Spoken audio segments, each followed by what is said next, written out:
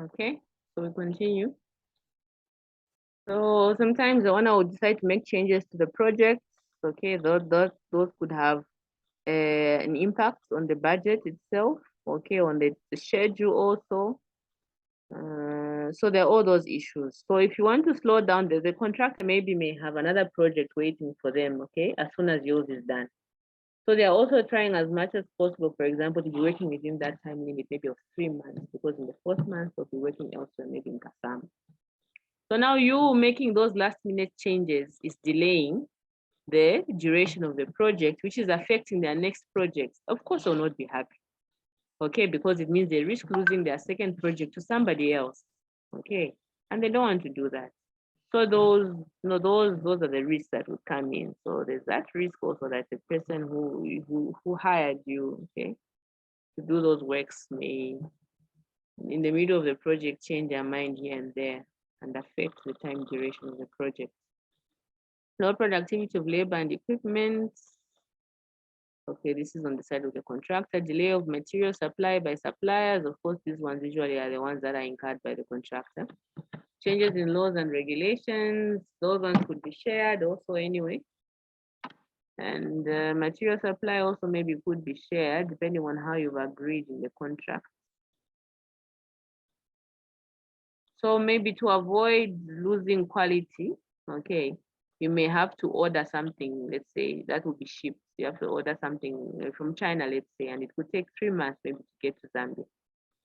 Okay, and you do not have that 3 months, but yet that's the quality that you need. So those changes will have to happen, whether you want it or not. Okay, so this is an example of just a data analysis. I shared my screen, huh? Okay. So probability and impact for 5 risks. So your probability against impact is procedure, turnover, quality, downtime, and delay. So you see that the probability and impacts usually are just about the same. Okay, so except this one. So probability of it happening, turnover is a bit lower, impact is a bit higher, procedure, there's that difference, but for downtime, exactly the same. Okay, so what's the next step? So this is just an example of a risk form. Okay, this is how it looks like. That would, for your risk, to help in your risk identification.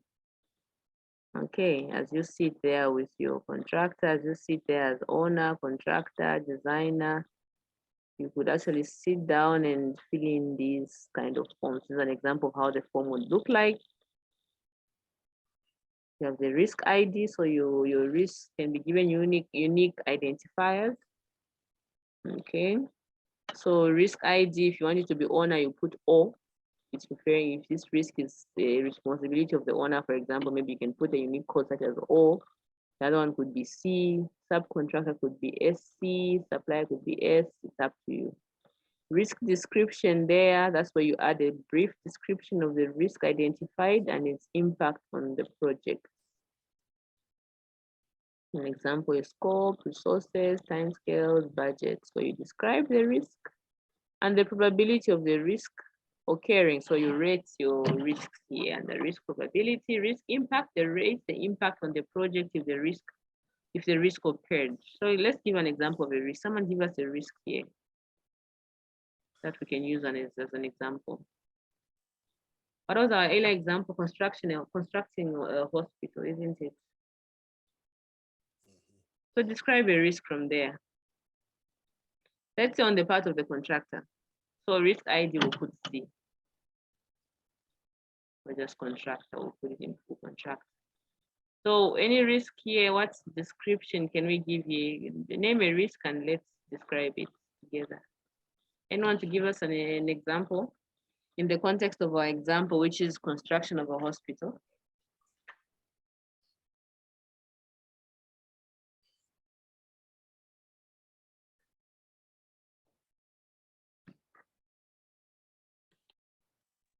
Anyone?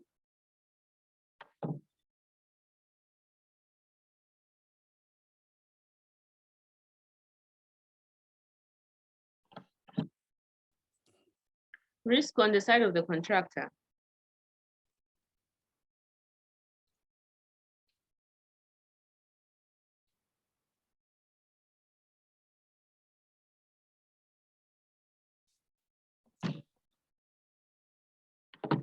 Okay, Elsie, give us something to work with.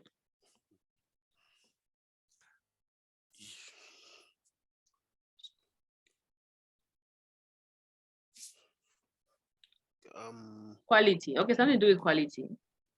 Okay. Poor quality.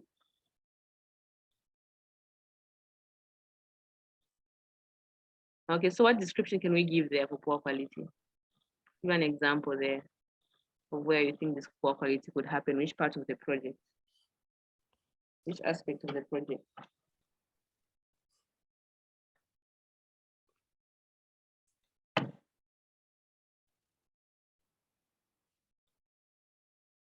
Salah.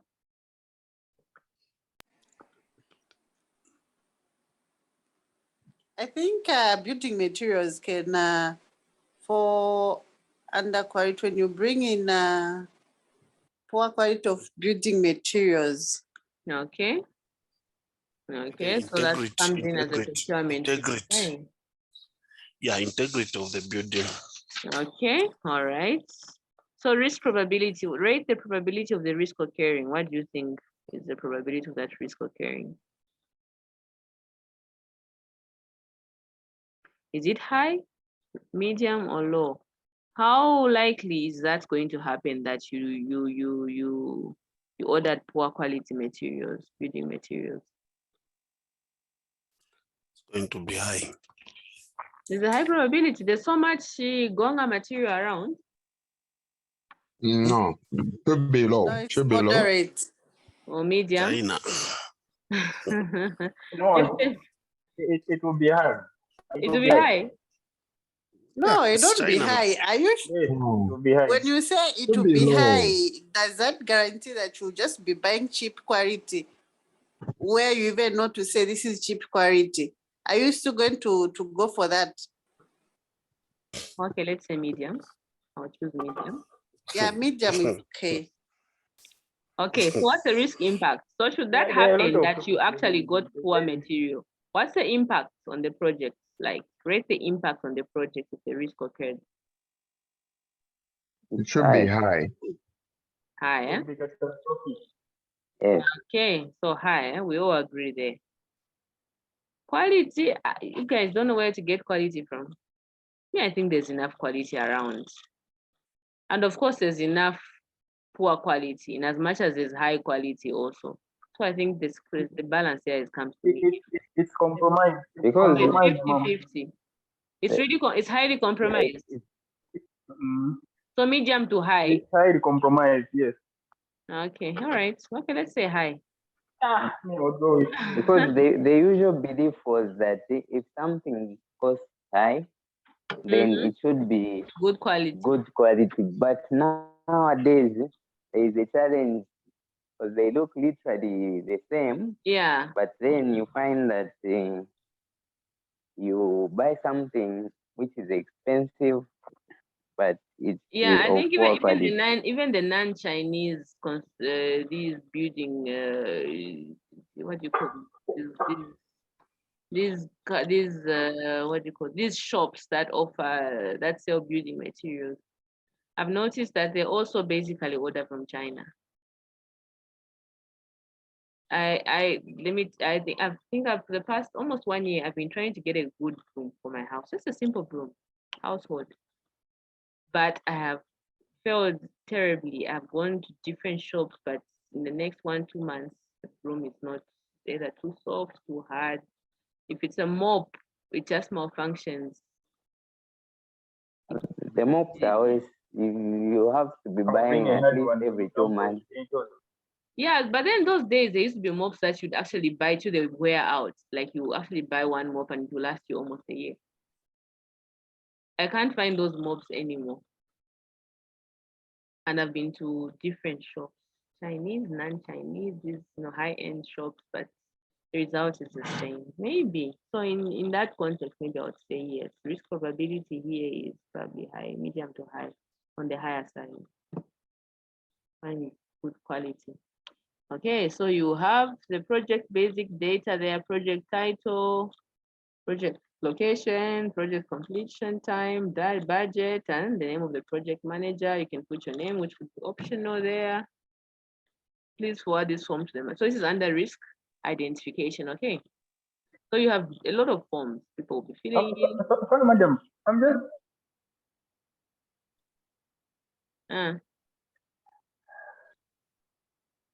what did you say we're supposed to put on the risk ID? ID, I remember I heard you says- something like, you know, if it's contractor, you put yes, just the initial. Yes. So here it says unique identifier assigned to this risk. So in your company, you can Exactly. choose how you give an ID. So I'll just give you an example. So maybe if it's owner, you just say O. Or just a full word owner. Okay. It's contractor, you could put C or the full, or you can maybe Okay. give it a code meaning- 001, 002, or C01, and it's up to you how you choose to name this. Okay. Yes. So meaning you're just an creating exa- the card who. Pardon? I'm saying so initially it's like you're just assigning the card who will bear that risk if at all it happens. Here, what you're doing, you're actually just identifying the risk. And they're trying to raise the probability and the risk probability and the risk impact. So you give this task to, let's say, maybe managers, or you give it to maybe some certain personnel on the developer side and certain personnel that are directly involved in the project, certain personnel on the contractor side. So what you're trying to do here is just to try and get as much feel of, the risks that are involved in the project. So for example, you have this memo. Fill out the 2 risk forms given to you and return them within 2 days to the project manager. Okay, so if you're an employee of this contractor, you'll be given those 2 forms, eh? And you're just supposed to think of risks that you feel within your scope of work. You as, within your job description, which risk do you face, in short. So you write down those risks. Okay. Okay. So me, I was looking at it in a context where I was beginning to imagine that no, it's the safety officer who just assigns to say, okay, your risk is this one, your risk is this one, your risk is this one. No, when you are doing risk identification, remember what we said. You have all the methods and techniques that we're talking about: brainstorming, interviewer, interviews. So it's very important, in as much as you will hire a team of experts, okay, to do the identification for you. It's also very important for you to actually have those questionnaires and the focus groups and the brainstorming out there, because there are some risks that that only the person who's involved in that place will know them. You, from your project manager office, you may not understand the risks that a simple bricklayer is undergoing in that particular location. Okay, it may be hard for you to tell. Sometimes it actually takes the person who's actually doing that actual job in that actual place at that actual time to know the actual risks that they're going through. That's why it's very important for you to collect data from them also. It's also very important for you to collect data from them, from there also, to help you in your risk identification process.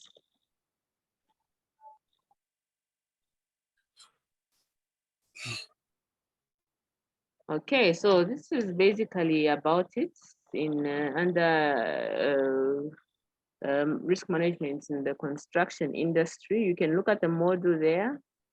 So it also doesn't have much, but at least it's got notes also there that will help you. And there's also some data. I think it brings in some papers, some journal articles that you could also read in detail just to understand the subject. So the importance of considering, maybe this one we didn't look at it. When making a risk decision, you have to look at who has the best ability to control risk events. Okay, when you're doing that risk allocation, who has the best ability to control risk events? Who has the best condition to manage risks? Who should carry the risks that cannot be controlled? And how much does it cost to transfer the risk? So in event that you sit with the owner and the contractor sit together to try and the risks have been collected after the risk identification process and the assessments have been done. And then now when you sit down, you, the owner of that project, plus the contractor, you need to sit down and look at those risks and see how you're going to manage them, how you're going to share them. So you look at who has the best ability to control each risk. You look at it, analyze it in that way, who has the best conditions to manage, who should carry the risks that cannot be controlled, and how much does it cost to transfer those risks. So there's some risks that you feel none of you, when you agreed to say, okay, you meet the contractor, I cannot carry that risk. It's too much and it would be costly to me. I would run a loss, basically. I'll be building for you for free. And the owner also said that it would be too much and it will cost me double the whole project if this risk had to happen. So what do we do? Insurance comes in, for example. So now the issue of cost comes in. So now who is paying for the insurance? How much does it cost to transfer those risks? So you have to agree. Are we? So meaning as the contractor, is money being removed from your labor, part of it to go towards transferring that risk? Is it a joint payment that you're going to have to make with the owner of the project, or the owner of the project fully takes up that risk and fully transfers it at their own cost, full cost? So all those issues, you have to agree. Unfortunately, there's no standards where there's no law, okay, statutory law that will say no, the contractor has to carry this risk.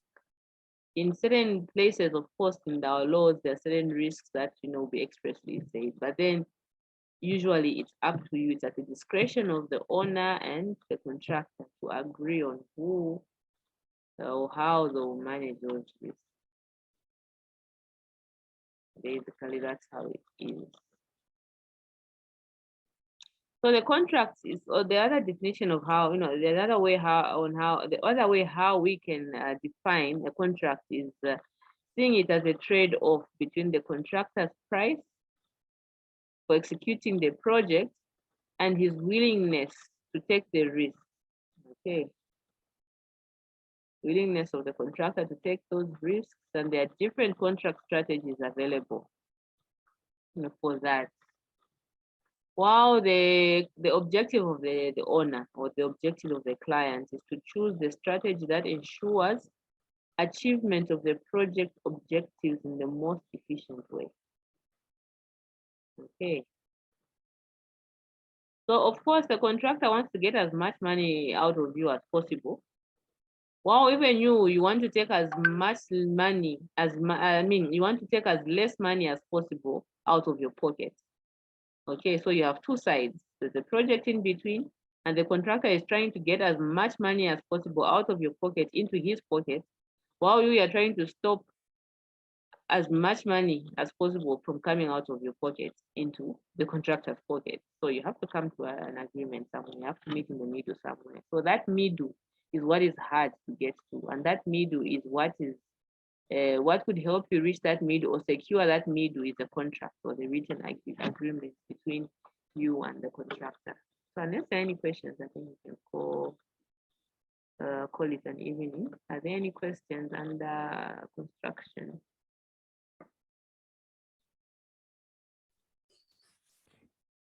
I think just a comment, Madam Doc, sorry.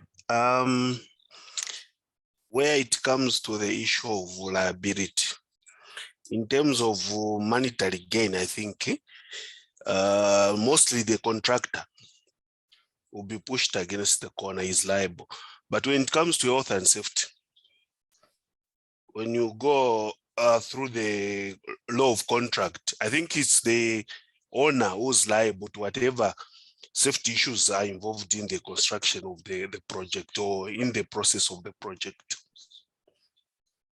So like you mentioned from the beginning, I think the risks is diverse. So when you talk of monetary terms, I think the contractor will be liable. But when it comes to health and safety, I think it's the owner of the project who will be liable to whatever will happen to the workforce working on that project. Yeah.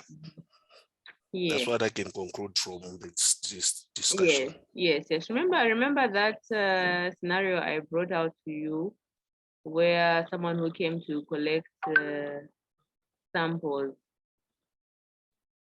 air samples, died in the process, huh? And I asked you who was responsible. Yes. Yeah. So that is a guide also. That example would actually guide you into realizing that actually the developer or the owner of the project is the one who's responsible according to law, yes. But if in the Yes. contract, if you agree also, where people don't read contracts. Sometimes you're too excited that you won the tender, you'll just be busy signing everywhere and anyhow. You end up signing things that will end up now implicating you in the end. Okay, so some developers are very crafty. Okay, some developers have been developing for a while. They own projects, they own infrastructure. So they've learned, okay, how to escape some of these liabilities. And they'll put it in fine print, small wordings there at the bottom that you will not pay attention to. Okay. But in the event that risk occurs, they'll just draw back the contract to you and say, but you signed here yourself. And you agreed that in the event that ABCD should happen, you are going to incur all costs on this. So it's very, very important to read word for, if anything, hire a legal person, hire a lawyer, or if you have a lawyer friend or something, have those documents looked at by a legal person, okay, who understands the law or the legal language to help you. And just to ensure that you're not being shortchanged the contract. I know a lot of us are suppliers, contractors, and whatnot, so it's very, very important for you to know this. Okay, any questions?